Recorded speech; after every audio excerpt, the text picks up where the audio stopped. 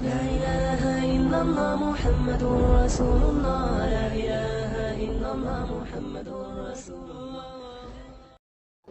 अस्सलामुअलैकुम दोस्तों, आज मैं उन दोस्तों के ताल्लुक़ से बताने जा रहा हूँ जो सिर्फ़ और सिर्फ मतलब के लिए दोस्ती करते हैं। जब उसका काम निकल जाता है तो फिर वो अपने दोस्त को पलट कर भी नहीं देखते। ऐसे दोस्तों की मिसाल उस चिड़िया की तरह है। मैं आपको उस चिड़िया की कहानी बताता हूँ। एक डाली पर एक चिड़ा और एक चिड़िया रहा करते थे।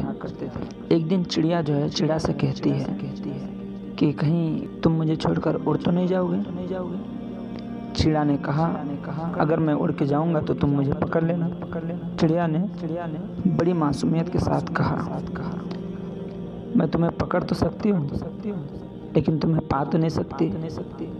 जब ये लफ्ज़ वो चिड़ा सुनता है तो उनकी आंखों से आंसू गिरने लगते हैं और वो अपना पंख जो है काट देता है और काटने के बाद कहता है कि अब हम हमेशा साथ रहेंगे।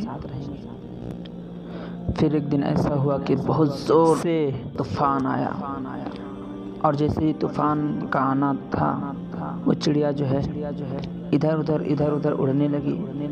तो चिड़ा ने देखा और कहा कि तुम उड़कर चली जाओ, किसी दूसरी डाली पर चली जाओ, कहीं जाकर बैठ जाओ, मैं उड़ नहीं सकता।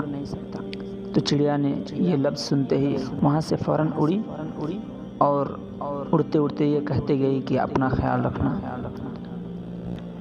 फिर जब तूफ़ान थमता है तो चिड़िया वापस आती है। तो आने के बाद उसने क्या देखा कि चिड़ा मर चुका होता है और एक पेड़ के डाली पर लिखा होता है कि काश वो जाने से पहले एक बार कह देती कि हम तुम्हारे बगैर उड़ नहीं सकते, तो मैं इस तूफ़ान से नहीं मरता और तूफ़ान आने के बाद उसका सामना करता।